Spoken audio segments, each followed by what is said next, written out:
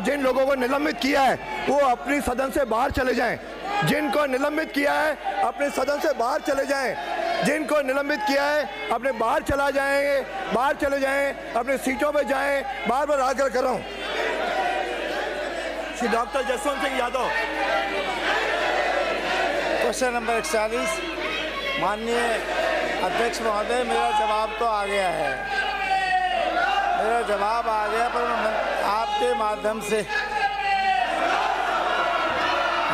आपके माध्यम से मैं माननीय मंत्री महोदय से पूछना चाहता हूं कि क्या कोटपूतली बहरोड के अंदर जापानी जोन या कोरिया जोन के लिए कोई भी दूसरा स्थान तलाश कर रहे हैं क्या?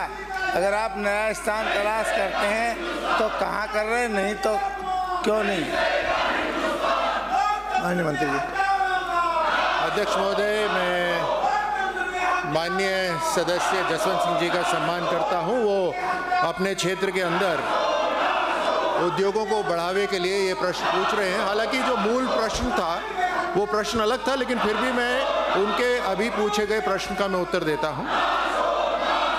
ये जो क्षेत्र है NH8 वाला, उसमें बहरोड क्षेत्र के आसपास उद्योग की अपार संभावना है।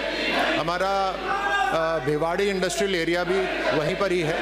निश्चित तौर पर अगर हमारे को वहाँ पर सरकारी ज़मीन उपलब्ध होती है, एक डिमांड रहती है इंडस्ट्री द्वारा वहाँ पर उद्योग स्थापित करने के लिए।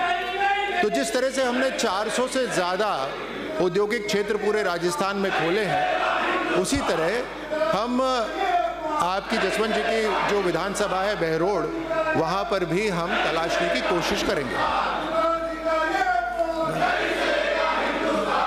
माननीय अध्यक्ष जी, मैं मंत्री महोदय से पूछना चाहता हूँ, जापानी जोन और कोरिया जोन, इन कंपनियों में क्या कोई ऐसा प्रावधान निकाल रहे हैं, कोई इस तरह की व्यवस्था कर रहे हैं कि जो स्थानीय रोजगारों को रोजगार मिल सके? क्योंकि अभी तक स्थानीय रोजगारों को रोजगार नहीं मिल रहा। तो आपसे मेरा आग्रह, आपके माध्यम से मंत्री जी से, क्या कोई ऐसा रास्ता निकाल रहे हैं या नहीं? माननीय मंत्री जी। अध्यक्ष महोदय, राजस्थान निवेश प्रोत्साहन योजना 2024 में हमारी भजन लाल जी की सरकार ने जो लोकल यूथ होते हैं उन्हें रोजगार मिले, उसके लिए कुछ विशेष कदम उठाए हैं। अगर किसी भी औद्योगिक यूनिट के अंदर कोई लोकल यूथ को नौकरी दी जाती है तो EPF और ESI का जो एम्प्लॉयर जो उसके अंदर अपना भाग देता है, यानी जो उद्योग अपना भाग देता है, उसके अंदर 50% तक जो राशि है वो राज्य सरकार देती है। और अगर ये संख्या उस औद्योगिक इकाई के अंदर 75% तक होती है तो फिर राज्य सरकार 100% जो वहाँ पर कर्मचारी होते हैं उनका EPF और ESI देती है। ये प्रोत्साहन का एक तरीका है। इसके अलावा हमारा स्किल डेवलपमेंट के ऊपर भी बहुत जोर है। राजस्थान सरकार स्किल डेवलपमेंट यूथ की करा रही है ताकि वो एक केपेबल वर्कर्स उस यूनिट के लिए बने। अगला प्रश्न श्री ललित मीणा। संख्या 141। माननीय मंत्री जी। माननीय अध्यक्ष महोदय, सबसे आगे का निलंबित सदस्य हाउस से बाहर जाएं। निलंबित सदस्य आसन की आज्ञा का पालन करें, हाउस से बाहर जाएं। खंड 1 प्रदेश में संचालित 134 स्वामी विवेकानंद राजकीय मॉडल स्कूल का ब्लॉकवार व जिलेवार विवरण परिशिष्ट क1 पर 3737 महात्मा गांधी राजकीय अंग्रेजी माध्यमिक विद्यालयों का ब्लॉकवार व जिलेवार विवरण परिशिष्ट क2 पर संलग्न है। खंड 2 स्वामी विवेकानंद मॉडल स्कूल व महात्मा गांधी राजकीय अंग्रेजी माध्यमिक विद्यालयों में अध्ययनरत विद्यार्थियों का कक्षावार संख्यात्मक विवरण क्रम से परिशिष्ट ख1 व परिशिष्ट ख2 पर संलग्न है। खंड 3 उक्त स्वामी विवेकानंद मॉडल स्कूलों में स्वीकृत कार्यरत वरिष्ठ पदों का जिलेवार संख्यात्मक विवरण परिशिष्ट ग पर एवं महात्मा गांधी विद्यालयों में हिंदी और अंग्रेजी माध्यम में के कार्यरत शिक्षकों का जिलेवार संख्यात्मक परिशिष्ट ग2 पर संलग्न है। माननीय अध्यक्ष महोदय, मैं माननीय मंत्री महोदय पूछना चाहूँगा कि 2019 में जो हमारे यहाँ पर इन्होंने अंग्रेजी माध्यम के जो महात्मा गांधी स्कूल खोले, वो जो स्कूल खोले क्रमोन्नत करके इंटरव्यू लेके, तो मेरी विधानसभा में कई सारे 2 कमरों में ही अभी वर्तमान में चल रहे हैं। उनको इन्होंने इंग्लिश मीडियम तो कर दिया, पर उसमें न कमरे दिए न उसमें स्टाफ दिया। पिछले 5 साल से कांग्रेस सरकार ने कोई उसमें व्यवस्था नहीं की।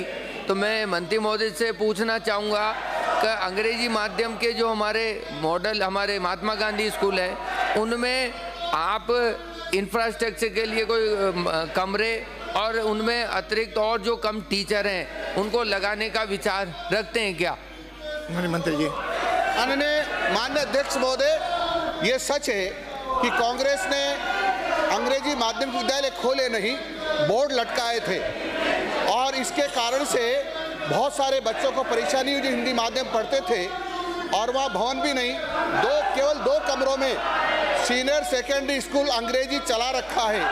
उसके कारण से पढ़ाई नहीं हो रही है। ये कांग्रेस ने इस प्रकार के कारनामे किए थे, इसके कारण से राजस्थान के विद्यार्थियों को बहुत परेशानी हो रही है, और इसीलिए माननीय मुख्यमंत्री जी ने एक मंत्रिमंडलीय उप समिति बनाई है, उसकी मीटिंग्स हो रही हैं, और उस पर विचार हो रहा है कि ऐसे विद्यालयों के बारे में क्या करना चाहिए। जब हमारी उप समिति का फाइनल निर्णय होगा, उसके आधार पर मंत्रिमंडल उसको प्रस्तुत करेंगे, और जो निर्णय होगा उसके आधार पर आगे का निर्णय करेंगे। माननीय अध्यक्ष महोदय, मैं मंत्री जी से पूछना चाहूँगा कि जो हमारे मॉडल स्कूल हैं, स्वामी विवेकानंद मॉडल स्कूल, जो पिछली सरकार बीजेपी की सरकार में 13 से 18 में खुले, एक किशनगंज में और एक शाहबाद में, तो हम उप तहसील पे भी नाहरगढ़ और केलवाड़ा खोलने का विचार रखते हैं क्या? और इसके साथ साथ ही मैं एक और पूछना चाहूँगा कि जो हमारे जो टीचर हिंदी मीडियम से इंटरव्यू लेके हमारे इसमें लगाए, हमारे अंग्रेजी महात्मा गांधी वाले विद्यालयों में, तो वो उनको पढ़ाने में बहुत दिक्कत आती है, क्योंकि कई सारे हिंदी मीडियम से इंग्लिश मीडियम वाले हैं। तो हम लोग उनको कहीं ना कहीं इंग्लिश मीडियम वाले टीचर ही जो एजुकेशन जिन्होंने ग्रेजुएट पोस्ट ग्रेजुएट इंग्लिश में किया, उनको लगाने का ही विचार रखते हैं क्या? मैंने माननीय अध्यक्ष महोदय पहले आपको बताया है कि ऐसे विद्यालयों के बारे में विचार किया जा रहा है कि क्या करना है, और इस संबंध में माननीय मुख्यमंत्री जी ने एक उप समिति बनाई हुई मंत्रिमंडलीय, और जो उसका निर्णय आएगा उसके आधार पर आगे की कार्रवाई की जाएगी। अगला प्रश्न है श्री कुमारी रीटा चौधरी। श्रीचंद कृपलानी।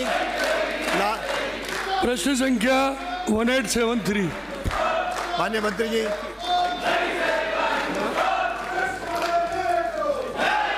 माननीय अध्यक्ष महोदय जी, विधानसभा क्षेत्र निम्बाहेड़ा की पंचायत समिति निम्बाहेड़ा में बिखरी जनजाति योजना क्षेत्र के अंतर्गत आने वाले गांवों की सूची परिशिष्ट अ पर संलग्न है। पंचायत समिति छोटी छादरी जिला प्रतापगढ़ के समस्त गांव अनुसूचित क्षेत्र के अंतर्गत सम्मिलित हैं। खंड 2 विधानसभा क्षेत्र निम्बाहेड़ा में विगत 4 वर्षों में कुल राशि 752.15 लाख के 65 कार्यों की वित्तीय स्वीकृति जारी की गई, जिसमें से 53 कार्य पूर्ण, 9 कार्य प्रगतिरत एवं 3 कार्यों के टेंडर प्रक्रियाधीन है। इस कार्यों पर राशि 597.60 लाख रुपये व्यय हुआ। कार्यों का विवरण परिशिष्ट ब पर संलग्न है। उक्त कार्यों के अतिरिक्त 5 कार्य जिनकी लागत की राशि 37.50 लाख है की प्रशासनिक स्वीकृति जारी की जा चुकी है।